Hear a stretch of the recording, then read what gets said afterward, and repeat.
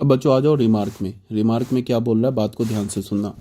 Remark में क्या बोल रहा है, ये if R is unbounded, unbounded के केस में क्या बोल रहा है, अगर हमारा फिसिबल रीजन, ये हमारा आर फिसिबल रीजन अनबाउंडेड हुआ, देन मैक्सिमम और minimum value of objective function may और मे नॉट एग्जिस्ट, मे और मे नॉट एग्जिस्ट।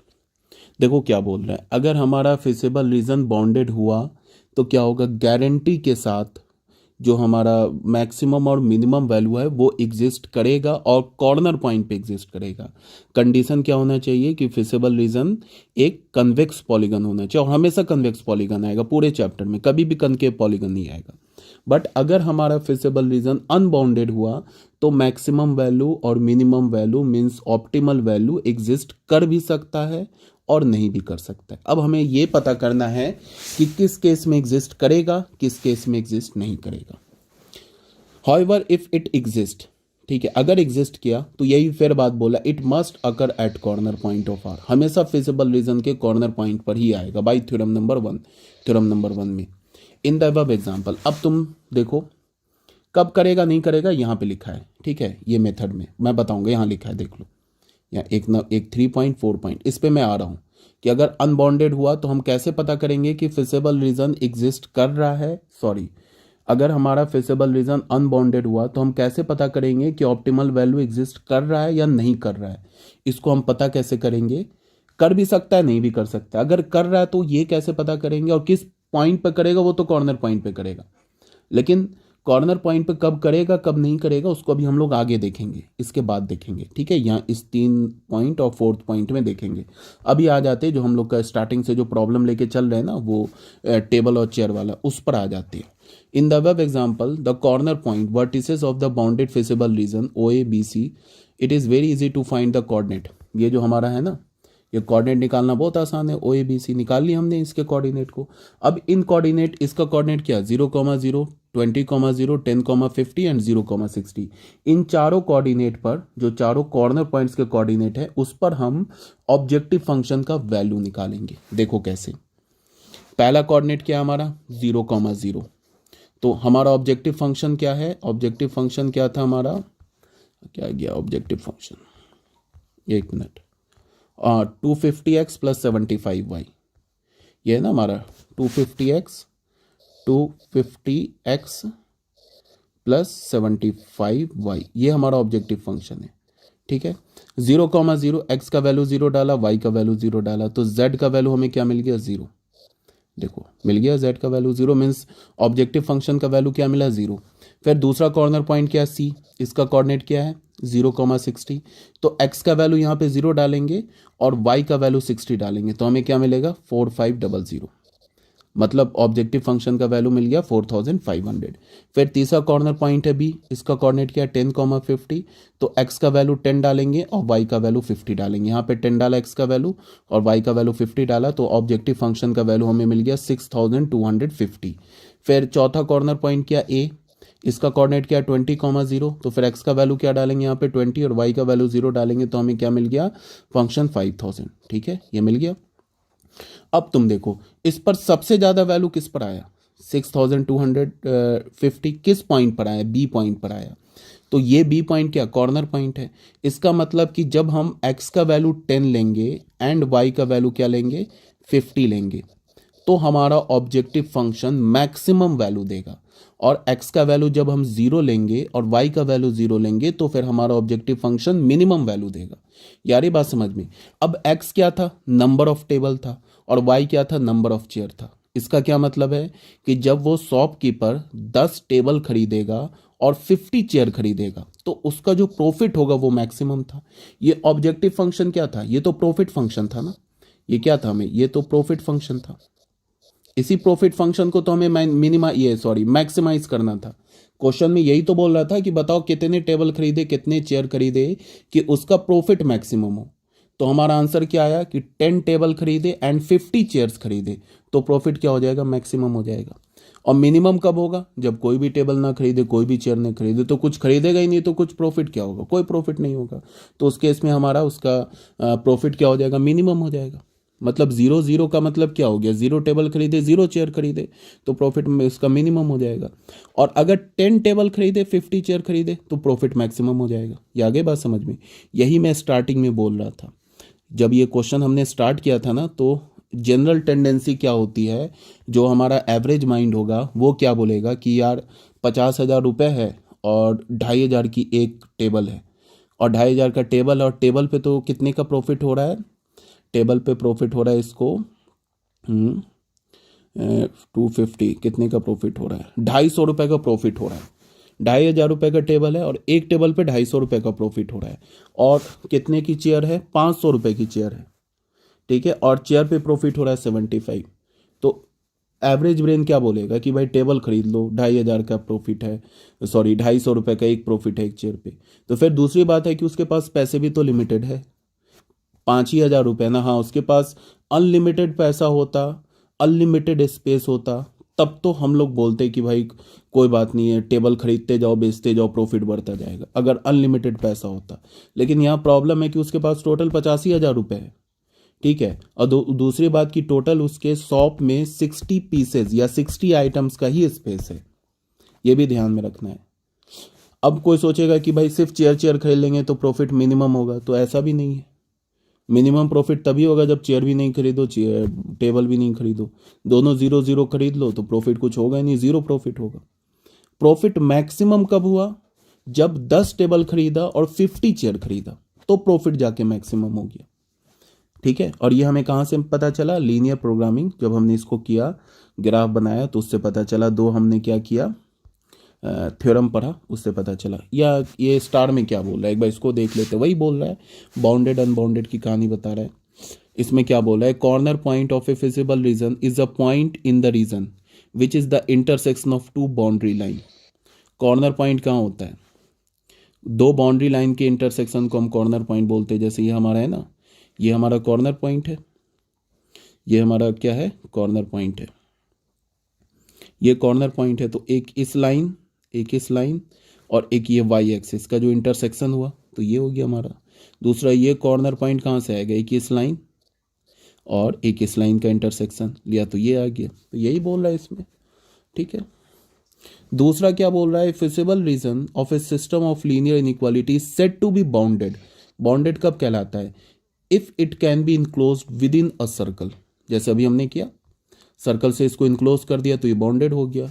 और इसको हम लोग सर्कल से इनक्लोज नहीं कर पाए थे, ये वाला जो है आगे देखना, ये वाला, इसको सर्कल से ऐसे करोगे तो नहीं इनक्लोज होगा, ये तो आगे बढ़ रहा है ना इधर, तो इनक्लोज नहीं हो पाएगा, तो इसे हम क्या बोलेंगे, अनबाउंडेड बोलेंगे। मेरी बात आ गई ना समझ में, यहाँ तक हो गया। Otherwise it is called unbounded.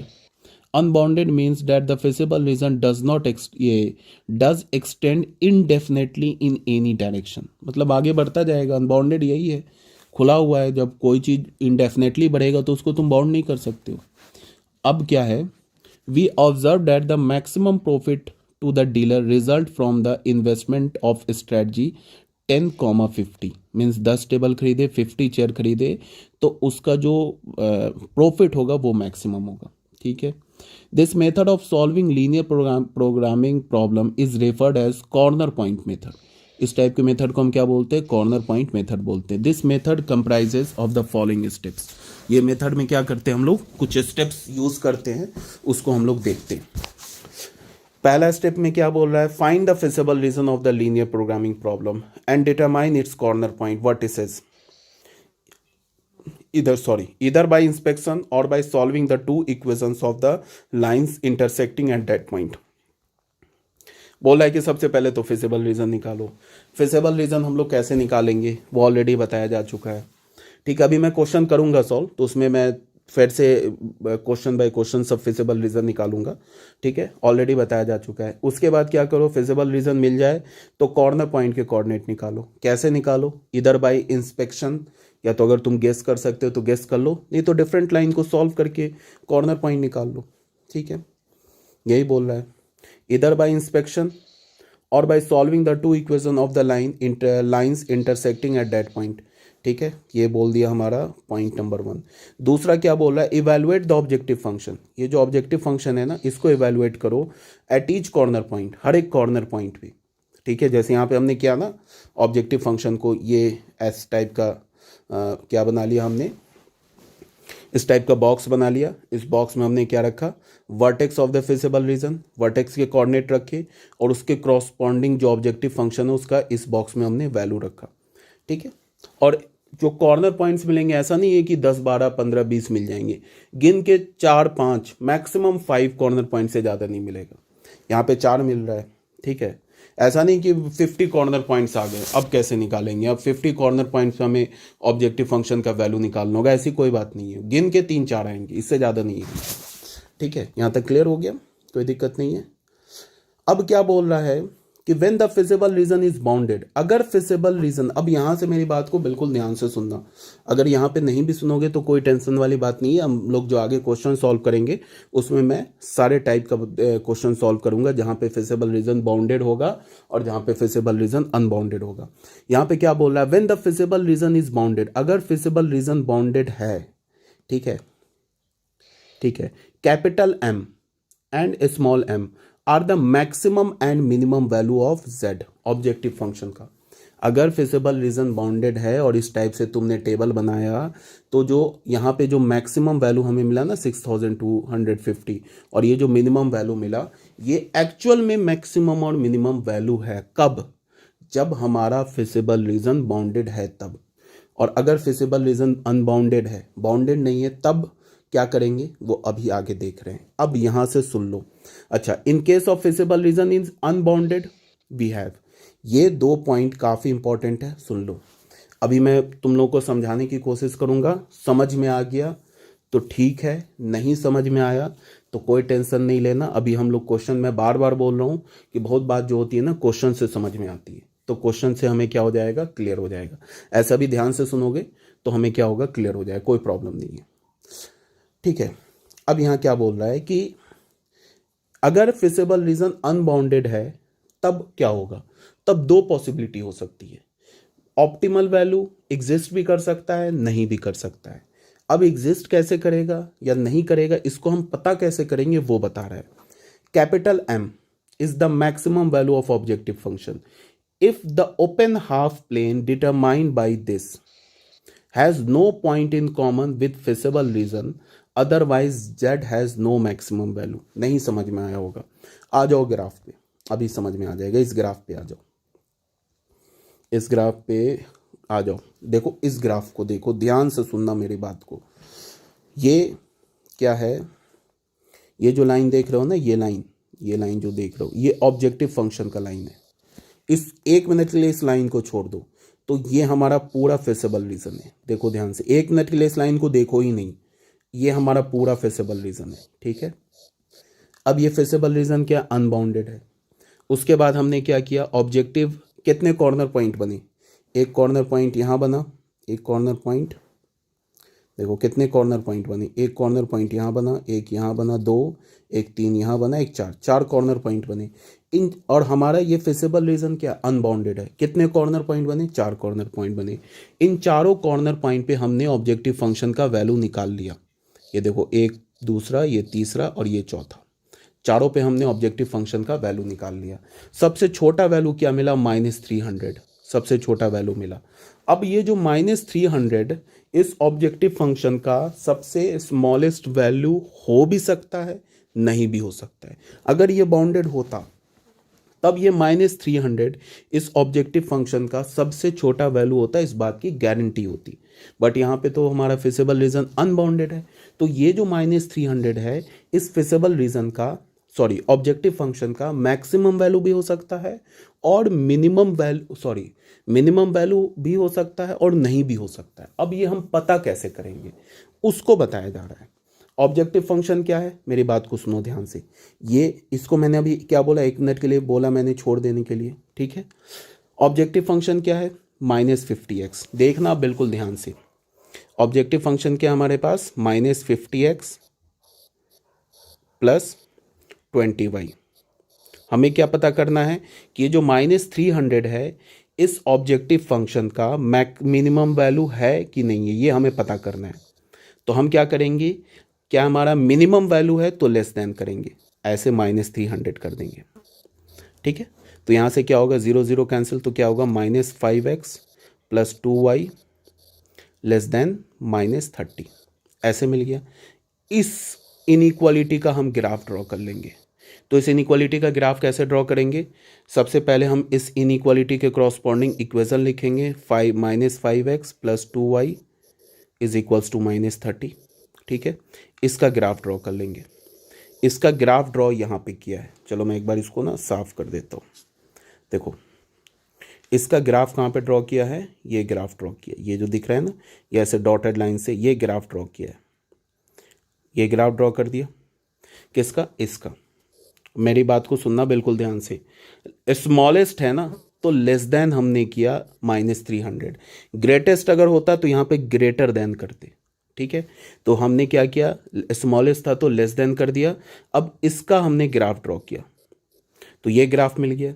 अब इस ग्राफ ने फिर हमें दो प्लेन मिल गया, एक प्लेन इधर मिल गया, एक लेफ्ट हैंड साइड में प्लेन मिल गया, एक राइट हैंड साइड में प्लेन मिल गया, ठीक है। हमने लेफ्ट हैंड साइड और राइट हैंड साइड से एक कोई पॉइंट उठा लेना है। ओरिजिन सबसे आसान पॉइंट होता, उठा लिया। ओरिजिन का कोऑर्डिनेट क्या है, 0,0, इसमें ले जाके देखा सेटिस्फाई करा के, तो क्या मिल जाएगा, एक्स का वैल्यू यहाँ 0 डालेंगे, यहाँ 0 डालेंगे, तो क्या मिलेगा, 0 = -300। तो ये क्या हो गया, ये नहीं है, फॉल्स है। 0 तो -300 से बड़ा है ना, तो ये तो फॉल्स है। इसका मतलब कि इधर का जो हमारा रीज़न होगा नहीं किया सेटिस्फाई, तो इसका मतलब इस लाइन का क्या रीज़न होगा, ये रीज़न हो जाएगा, राइट हैंड साइड वाला प्लेन। अब सुनना मेरी बात, बहुत मज़ेदार बात बता रहा हूँ, सुनना बात को। ये इसका रीज़न हो गया। अब हमें ये देखना है कि ये जो हमारा ऑब्जेक्टिव फंक्शन का जो रीज़न आया, वो रीज़न फेसेबल रीज़न के साथ इंटरसेक्ट किया। बात समझ रहे हो, ये जो रीज़न है ना ऑब्जेक्टिव फंक्शन का, फेसेबल रीज़न क्या है, ये हमारा पूरा फेसेबल रीज़न है, ये हमारा पूरा है, सॉरी ये हमारा पूरा फेसेबल रीज़न है, यही है ना पूरा फेसेबल रीज़न, ये तो हमारा पूरा फेसेबल रीज़न है। उसके बाद इसका जो हमने फेसेबल रीज़न निकाला इसका, तो क्या हमारा ये जो ऑब्जेक्टिव फंक्शन का हमने जो ये रीज़न निकाला, क्या वो फेसेबल रीज़न के साथ इंटरसेक्ट किया, तो इस केस में हमारा आंसर होगा यस, किया। तो अगर कर गया तो स्मॉलेस्ट ये वैल्यू नहीं है, और अगर नहीं करता, मान लो कि ऐसे लाइन होता, यहाँ पे ऐसे लाइन होता, मैं साफ करके दिखाता हूँ। मान लो कि सपोज दैट हमारा ऐसे कुछ होता, ये लाइन जो हो रहा होता ना हमारा, ऐसे बन रहा होता, ऐसे करके मान लो ऐसे लाइन बन रहा होता, और इस साइड आ जाता, ये ऑब्जेक्टिव फंक्शन का जो ग्राफ ड्रॉ किया इस साइड आ जाता, तब तो फिजिबल रीजन के साथ नहीं इंटरसेक्ट करता। तो इस केस में ये स्मॉलेस्ट वैल्यू हो जाता, ठीक है। यहाँ तो कर गया ना, अगर जो ऑब्जेक्टिव फंक्शन का जो रीज़न है वो फिजिबल रीज़न के साथ इंटरसेक्ट कर जाए तो फिर ये स्मॉलेस्ट वैल्यू नहीं है, और नहीं करे तो फिर है। आगे बात समझ में, क्या मैंने बोला कि जो ऑब्जेक्टिव फंक्शन का ये वाला जो हमने किया ना, अगर ये फिजिबल रीज़न के साथ इंटरसेक्ट कर गया तो फिर ये स्मॉलेस्ट वैल्यू नहीं है, और नहीं करता तो फिर हो जाता। उल्टा है, कर गया तो स्मॉलेस्ट वैल्यू नहीं है, नहीं किया करता फिजिबल रीजन के साथ इंटरसेक्शन तो फिर स्मॉलेस्ट वैल्यू हो जाता। ये मैं बोल रहा हूँ। और यहाँ पे जो मैंने क्या बताया कि स्मॉलेस्ट था तो हमने क्या किया, लेस किया। और अगर ये ग्रेटेस्ट होता है, जैसे 100 पे चेक करना होता, तो हम क्या करते, देखो ऐसे करते। एक बार फिर मैं इसको साफ करके दिखाता हूँ। फिर हम क्या करते, अगर मुझे ये चेक करना है कि इसमें सबसे बड़ा वैल्यू कौन सा है, 100, मुझे चेक करना है कि क्या ये वाकई ऑब्जेक्टिव फंक्शन का सबसे बड़ा वैल्यू है, तो हम क्या करते, फिर ऐसे करते, z = सॉरी, फिर हम क्या करते, z का क्या वैल्यू है, -50x + 20y। अब ये हमें ग्रेटेस्ट चेक करना है तो ग्रेटर देन 100 करते, तो यहाँ से हमें क्या मिलता, -5x + 2y > 10, ठीक है। अब इसके कॉरस्पॉन्डिंग इक्वेशन क्या होता, -5x + 2y = 10। अब इसका हमें ग्राफ ड्रॉ करना होता, तो ग्राफ कैसे ड्रॉ करेंगे, दो पॉइंट उठाते, एक बार x को 0 करके y निकालते, एक बार y को 0 करके x निकालते। x को 0 किया तो y क्या मिल गया, y मिल गया 5, एंड क्या किया, y को 0 किया, y को 0 किया तो फिर x की वैल्यू क्या मिल गई हमें, -2, ऐसे मिल गया, दो पॉइंट मिल गया ना। तो हम लोग क्या करेंगे, 0,5 कहाँ पे है, ये है 0,5, दूसरा क्या, -2, 0, -2, 0 कहाँ पे है, ऐसे करके ये हो गया -1 -2, ये -2, 0 यहाँ पे हो गया। तो हमारा ग्राफ कैसे होता, ऐसे करके, ऐसे ग्राफ होता, ये ग्राफ हो जाता हमारा। ठीक है, अब ये ग्राफ हो जाता। अब ऑब्वियस सी बात है, इसका सॉल्यूशन रीजन चेक करने की जरूरत ही नहीं है। क्यों, चाहे इधर हो सॉल्यूशन रीजन, चाहे इधर हो सॉल्यूशन रीजन, दोनों केस में ये या तो ये रीजन ओवरलैपिंग हो जाएगा या तो ये रीजन ओवरलैपिंग हो जाएगा। तो अगेन फिर कट जाएगा। तो इसका मतलब कि इसका मैक्सिमम वैल्यू भी ये 100 नहीं है। देख लो, ये हमारा लाइन है ना, ओरिजिन उठाया, उसके कोऑर्डिनेट को यहाँ डाला, तो यहाँ डालोगे तो क्या होगा, 0 इज ग्रेटर देन 100, ये फॉल्स है, फॉल्स है ये। इसका क्या मतलब है कि ओरिजिन वाला नहीं है, तो इधर इसका रीजन है, इस लाइन का रीजन इधर है, तो ये वाला जो है ना पोर्शन, ये इंटरसेक्ट कर गया ना फिजिबल रीजन के साथ। इसका मतलब ये जो 100 है इस ऑब्जेक्टिव फंक्शन का मैक्सिमम वैल्यू नहीं है। तो हमें क्या मिला, ये -300 भी मिनिमम वैल्यू नहीं मिला, 100 भी मैक्सिमम वैल्यू नहीं मिला। इसका मतलब इस ऑब्जेक्टिव फंक्शन का ना ही मैक्सिमम वैल्यू एग्जिस्ट करता है और ना ही मिनिमम वैल्यू एग्जिस्ट करता है। आगे मेरी बात समझ में नहीं अभी तक आया तो अभी भी बोल रहा हूँ कि कोई टेंशन नहीं लो, क्वेश्चन सॉल्व करूँगा उसमें क्लियर हो जाएगा। बहुत ऐसा केस होता है जिसमें बच्चों को थ्योरी नहीं समझ में आता है, क्वेश्चन से समझ में आ जाता है, तो जब क्वेश्चन करेंगे ना सॉल्व तो क्लियर हो जाएगा। यही बात को यहाँ पे बोल रहा है। क्या है यहाँ पे, क्या बोल रहा है कि if m is the minimum, ये स्मॉल m जो है हमारा, ये क्या बोल रहा है, is the minimum value of objective function if the open half plane determined by, देखो मिनिमम है ना तो लेस देन कर दिया, has no point in common with the feasible region. ठीक है, otherwise z has no minimum value. ठीक है, अगर मिनिमम वैल्यू होगा तो ये क्या होगा, इसका जो हमारा ये जो इनइक्वालिटी होगा, इसका रीज़न अगर फिजिबल रीजन के साथ इंटरसेक्ट कर जाए तो मिनिमम वैल्यू नहीं होगा, नहीं करे तो हो जाएगा। और देखो मैक्सिमम था तो देखो ग्रेटर देन ले लिया। इस इनइक्वालिटी का रीज़न, अगर इस इनइक्वालिटी का रीज़न अगर फिजिबल रीजन के साथ इंटरसेक्ट कर गया तो मैक्सिमम वैल्यू नहीं है, और नहीं किया तो फिर है। आई होप बहुत समझा दिया। अभी भी नहीं समझ में आया तो कोई टेंशन नहीं लो, अभी हम लोग एग्जाम्पल नंबर 1 नेक्स्ट वीडियो में करेंगे, उससे बिल्कुल क्रिस्टल क्लियर हो जाएगा जो भी थ्योरी समझा रहा हूँ। ठीक है, हमारा जो लीनियर प्रोग्राम की जो थ्योरी है वो कंप्लीट हो गई, इससे ज़्यादा कुछ नहीं है। और मैंने पूरी कोशिश की आप लोग को समझाने का। नहीं समझ में अभी भी आया, किसी बच्चे को 2-3% का डाउट हो गया, तो जितने टाइप के प्रॉब्लम है ना, मतलब डिफरेंट टाइप के प्रॉब्लम जहाँ पे कंसेप्ट लग रहा है, वो सारे टाइप के प्रॉब्लम हम लोग सॉल्व करेंगे, उससे बिल्कुल क्लियर हो जाएगा। 1 बाय 1 जितने भी टाइप के प्रॉब्लम है सबको सॉल्व करेंगे। अभी अगर थ्योरी नहीं समझ में आया तो, बट ऐसा कुछ नहीं है, अगर तुमने लेक्चर बाय लेक्चर को फॉलो किया होगा तो कहीं कोई प्रॉब्लम नहीं आएगी। ठीक है, तो हम लोग एग्जाम्पल नंबर 1 नेक्स्ट वीडियो में सॉल्व करेंगे। ओके।